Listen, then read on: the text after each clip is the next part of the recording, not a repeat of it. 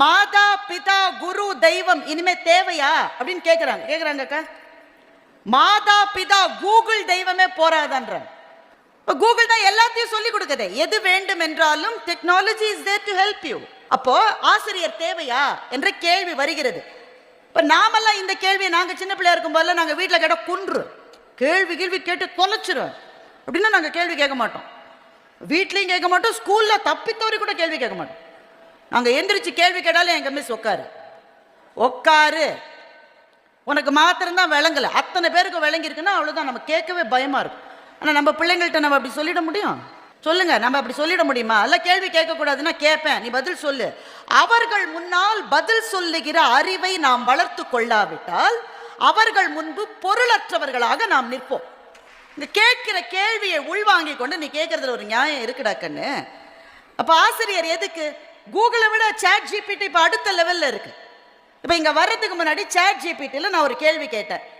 In a women's forum what would Bharathi Baskar talk about என்று chat GPT நான் கேட்டேன். நானே தான் கேட்டேன்.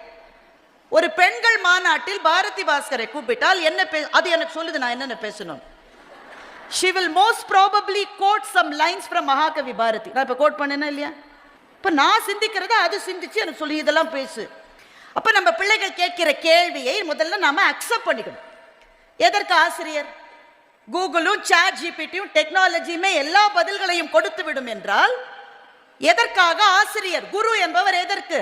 முதல்ல இந்த கேள்வியை வாங்கிக்கணும். அதுக்கப்புறம் நாம யோசிச்சு பதில் சொல்லணும். என்ன பதில் என்றால், கூகுளோ டெக்னாலஜியோ சாட் ஜிபிடியோ உங்களுக்கு சிந்தனையை கொடுக்கும், ஆனால் ஒரு குரு மாத்திரம்தான் சிந்தித்தலை கொடுப்பார்.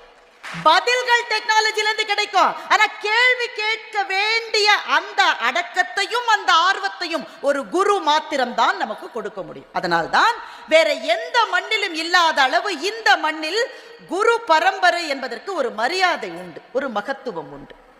இதோ இங்கே அயோத்தியில இருக்கிற ராமர் கோவிலினுடைய மிக அழகான வடிவம் இருக்கின்றது. ராமருக்கு சீதையை பெண் கேட்டு விஸ்வாமித்திரர் போனார். இவர் தான் வில்ல முறிச்சிட்டார், இவருக்கு தான் கொடுக்கணும். ஆனாலும் சீதையினுடைய அப்பாவுக்கு ஒரு சின்ன தயக்கம். எல்லா அப்பாவுக்கும் இருக்கும் தானே. எந்த அப்பாவுமே தன்னுடைய மாப்பிள்ளை தன் பெண்ணுக்கு முழு தகுதியானவன் நம்பவே மாட்டார். எல்லா அப்பாவும் ஏதோ பரவாயில்ல, என் பொண்ணளவு இல்லை இருந்தாலும் இப்படித்தான் எல்லா அப்பாவுமே நினைப்பாங்க. ஏன்னா அவர்களை பொறுத்தவரையில் அவர்களுடைய சாம்ராஜ்யத்தினுடைய மகாராணியாக இருப்பது வீட்டுக்காரம்மா இல்ல, மகள் தான் எப்பவும். அப்ப ஜனகருக்கு ஒரு சின்ன தயக்கம். இவ்வளவு அழகா இருக்காரு, வில்ல முறிச்சிருக்காரு, ஒரு பெரும் சாம்ராஜ்யத்தினுடைய பட்ட அரசராக போகிற இடத்திலே இருக்கிறார். அப்ப என்னங்க தயக்கம் இருக்கும்? ஒரே ஒரு தயக்கம் தான். ஏன்னா ராமனுடைய தந்தைக்கு பல மனைவிகள். அப்போ ஜனகருக்கு ஒரு சின்ன ஒரு உறுத்தல், மகன் இப்படியா அப்படியா எப்படி இருப்பாரு, இருக்கும் தானே, நியாயம் தானே. அப்போ அதை அவர் வாயால் சொல்லாமலேயே அதை புரிந்து கொண்ட விஸ்வாமித்திரர் பதில் சொல்லுகிறார், தயரதனுடைய பையன்தான், ஆனால் வசிட்டனுடைய மாணவன் இந்த ராமன் என்று பதில் சொல்லுகின்றார். ஒரு கேள்வி கேட்காம அலறி அடிச்சுட்டு பொண்ணை கல்யாணம் பண்ணி கொடுத்தாரு ஜனகர். ஏனென்றால் யார் குருவோ மாணவன் அந்த குருவை போலத்தான் இருப்பான். இப்ப இந்த குரு பரம்பரையை பாருங்க. ராமகிருஷ்ண பரமஹம்சர், அவருடைய மாணவர் விவேகானந்தர், விவேகானந்தருடைய மாணவி சகோதரி நிவேதிதா, நிவேதிதாவினுடைய மாணவர் தான் மகாகவி பாரதியார். இந்த குரு பரம்பரையை பார்த்தால் தெரியும் இந்த மண்ணினுடைய வித்து எப்படி முளைத்து வரும் என்பது நமக்கு தெரியும். சரியான ஞானத்தை ஒரு குரு மாத்திரம்தான் கொடுக்க முடியும். சகோதரி நிவேதிதா இங்கே இருக்கிறார். அவருடைய வாழ்க்கையிலிருந்து ஒரே ஒரு சம்பவத்தை மாத்திரம் நான் இங்க சொல்ல விரும்புகின்றேன். சகோதரி நிவேதிதாவினுடைய வாழ்க்கையில் நடந்ததாக சொல்லப்படுகிற ஒரு சம்பவம். லார்ட் கர்சன் வரலாற்றிலே படித்திருப்போம். தி கிரேட் பெங்கால் டிவைட், வங்காளத்தை இரண்டாக பிரித்த புண்ணியத்தை அந்த ஆளு தான் கட்டிக்கிட்டார். ஆனா அதுலயும் ஒரு நன்மை, நமக்கு எந்த துன்பம் வந்தாலும் பாருங்க, அந்த துன்பத்திலேயே நாம கரைஞ்சு போய் அழுவோம். ஐயோ கடவுளே, எனக்கு இப்படி ஒரு கஷ்டத்தை கொடுத்துட்டியே அப்படின்னு கேட்போம். ஆனா ஒவ்வொரு துன்பத்திலிருந்தும் ஒரு நன்மை கிளம்புகிறது. கவிஞர் ரூமி என்கின்ற பாரசீக கவிஞர் சொல்லுகின்றார், ஒவ்வொரு காயத்தையும் பார்த்து அழாதே. காயம்னா உடம்புல இருக்கிற காயம் மாத்திரம் இல்ல, மனசுல எவ்வளவு காயங்கள் இல்லை நம்ம எல்லாருக்கும். இங்க இருக்கிற ஒவ்வொருத்தரையும் தனித்தனியா கூப்பிட்டு, என்னப்பா என்னடா கண்ணு, அப்ப 100க்கு 90 அழுதுரும். அப்பவே எல்லா மனசுலயும் காயம் இருக்கு, வெளியில சொல்லுவோமா என்னை விட உண்டா, அப்படித்தான் இருப்போம். ஆனா ஒவ்வொரு மனசுல ஆணா இருக்கட்டும் பெண்ணா இருக்கட்டும் எல்லாருக்கும் காயங்கள் உண்டு. துரோகத்தின் காயம், ஏமாற்றப்பட்டதன் காயம், வலியின் காயம், நாம் அடைய வேண்டிய உயரங்களுக்கு நாம் போக முடியவில்லையே என்கின்ற காயம், அவமானப்படுத்தப்பட்டோமே என்ற காயம். காயம் இல்லாத மனசு எந்த மனசு இருக்குங்க? அப்ப நாம அழுவோம், ஐயோ எனக்கு காயம். சில பேருக்கு உடலிலே ஏதோ பிரச்சனை இருக்கலாம், ஐயோ கடவுளை எனக்கு கொடுத்துட்டே, இந்த காயத்தை ஏன் கொடுத்தாய்? ரூமி சொல்லுகிறார், காயத்தை பார்த்து அழாதே. நம்ம கேட்போம், உனக்கு என்னப்பா சொல்லிட்ட, அவன் நோவு அவனுக்கு தானே தெரியும். ரூமி சொல்லுகிறார், ஏன் காயத்தை பார்த்து அழக்கூடாது தெரியுமா? அந்த காயத்தின் வழியாக புது ஒளி உடலுக்குள் ஊடுருவும் என்று கவிஞர் ரூமி சொல்லுகின்றார். கர்சன் வங்காளத்தை பிரித்ததில் ஒரு நன்மை என்னவென்றால், அதற்கு பிறகுதான் இந்த நாட்டில் நமக்கு சுதந்திரம் வேண்டும் என்ற உணர்வே வந்தது. அதுவரையில் சுதந்திரத்தை யாருமே விரும்பல. இருளடைந்த நாடிதென்று எவரோ சொல்ல அந்த இழிவும் ஒரு பெருமை என்று எண்ணி வாழ்ந்தார் என்று மகாகவி பாரதி எழுதுகிறார். உங்க நாடே வெறும் குட்டிச்சவரான நாடுனா அதுவும் ஒரு பெருமைன்னு எண்ணி வாழ்ந்தோம்.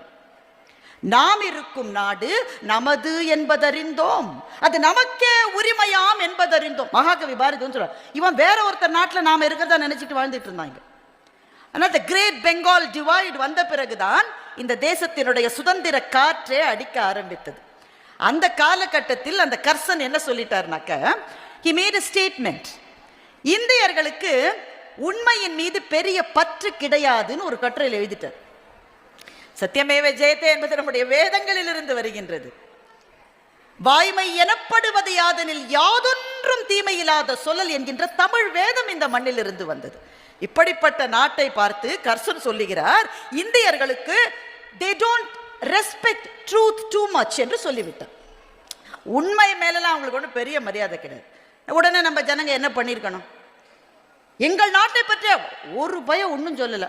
அந்த வெள்ளக்காரன் சொன்னா உண்மையாத்தான் இருக்கும், சும்மாவே இருந்தான். ஆனா இந்த நாட்டு மண்ணிலே பிறக்காத, வெளிநாட்டிலே பிறந்து இங்கே வந்த நிவேதிதா பொங்கி எழுந்த கர்சனுக்கு எதிராக பேசியிருக்கலாம், திட்டி இருக்கலாம், அதெல்லாம் செய்யல.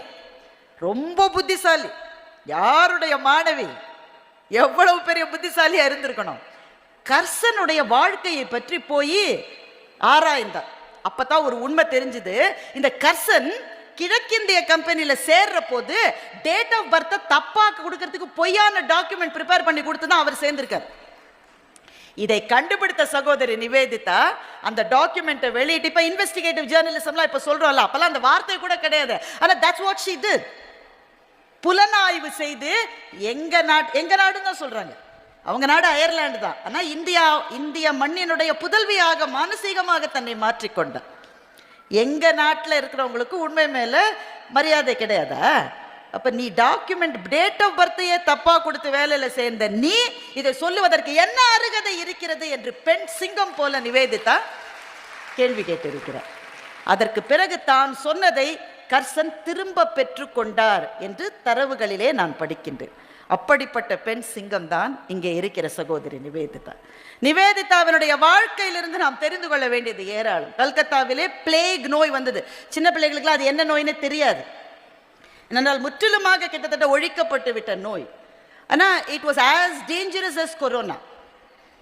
தெருவிலே ஒரு எலி செத்து கிடந்தால் அந்த தெருவில் இருக்கிற அத்தனை பேரும் மரணம் அடையக்கூடிய அளவுக்கு மோசமான ஒரு இன்ஃபெக்ஷியஸ் டிசீஸ் அது. அப்போ ஜனங்கள் எல்லாம் அப்படியே கதறி விழுந்து காய்ச்சல்ல கிடக்குறாங்க. சகோதரி நிவேதிதா அவர்களுக்கு சேவை செய்வதற்காக கல்கத்தாவினுடைய தெருக்களிலே இறங்குகிறார். உடனே எல்லாரும் என்ன சொல்லுவாங்க, அப்பெல்லாம் இந்த மாஸ்க் போட்டுக்கிறது, வேக்சினேஷன் எதுவுமே கிடையாதுங்க. எப்ப நீ போனா உனக்கு வந்துடும் காய்ச்சல். தெருவிலே விழுந்து இந்திய மகள் ஒருத்தியோ இந்திய மகன் ஒருவனோ இறந்து கிடப்பான் என்றால் அந்த நோய் எனக்கு வந்துவிடும் என்று பயந்து வீட்டினுடைய பாதுகாப்பில் இருப்பதை விட இறங்கி அவர்களை காப்பாற்றி நானும் அந்த நோயினால் இறந்தாலும் அது புண்ணியம்தான் என்று சகோதரி நிவேதிதா பதில் சொல்லியிருக்கிறார்.